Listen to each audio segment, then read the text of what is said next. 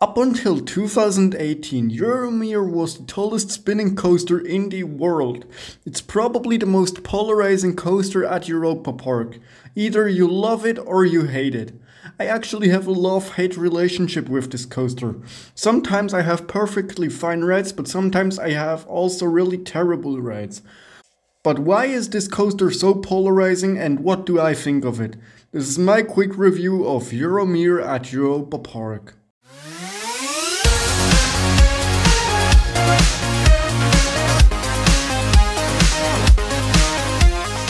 I ride this coaster on almost every visit at least once. Most recently I rode this coaster on July 23rd when Coaster Dash and me were at Europapark, and it was pretty decent. Alright, what's your thoughts? What the fuck is going on? At the time when I published this video, I will most likely have ridden it again because I will probably have been to Europapark again. Let's start with talking about the queue, which is actually quite bad compared to other Europapark queues. Well, that is for the outdoor section at least. It's just a super long zigzag queue that is placed below a recreation of the space station Mir, which, you guessed it, is where the ride's name comes from. The indoor part, however, is where it gets good. You have a staircase which goes up to the station level. In there you can rave to the absolutely amazing soundtrack.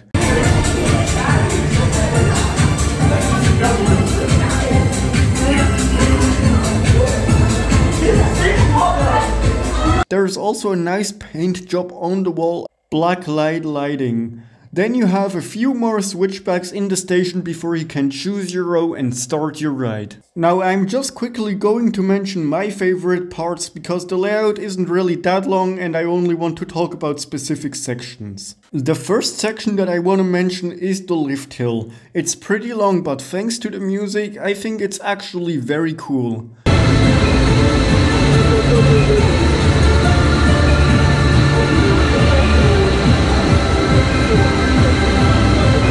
In the center they have a rocket statue that should be illuminated, but this effect doesn't always work, so if it works for you, you are lucky. The next section I want to mention is the helix after the mid-course brake run. No, not that one. Okay, here we go. This helix is very intense even though it's elevated rather high.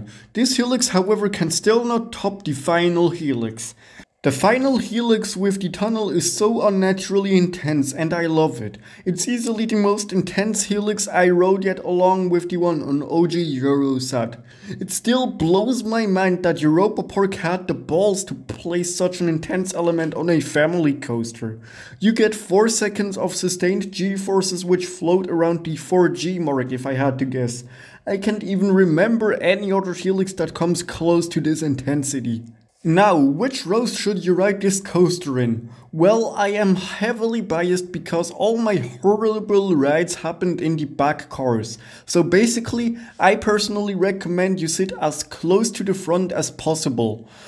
On the other hand, however, you should definitely try all cars and decide for yourself. The seats and restraints are fairly comfortable and I don't have anything to complain about it except for the bar on the side where the restraint is attached to.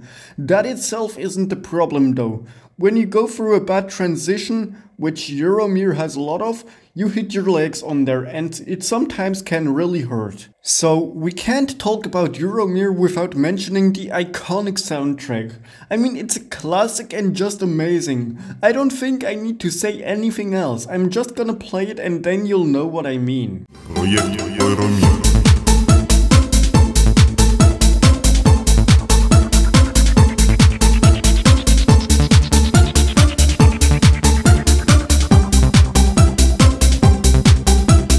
I had the pleasure of riding Euromir with 4 American enthusiasts and they can't get it out of their head. Once you hear it, it's stuck and you can't get it out. The last thing I want to mention is the capacity and the operations.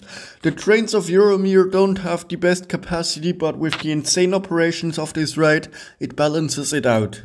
The dispatch times are so incredibly short. When a train stops in the station, it's very likely that this train will be dispatched in less than 30 seconds after pulling in. So when you board the ride, Do it quick or else you will hold up the train. So yeah, the dispatch times are some of the best in the entire park.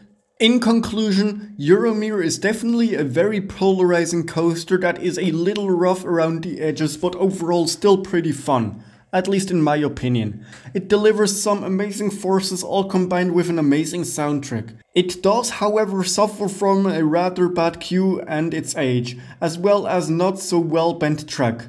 If you enjoyed this video, I would be very happy if you leave a like and subscribe to my channel, because I have a lot more content coming soon. Also check out my Instagram for updates on my upcoming videos and No Limits 2 projects. If you have ridden Euromir, let me know what you think of this coaster down in the comment section below, because I'm genuinely curious. And with all that said and done, thank you all for watching. Swiss Coaster Enthusiast out. Euromir.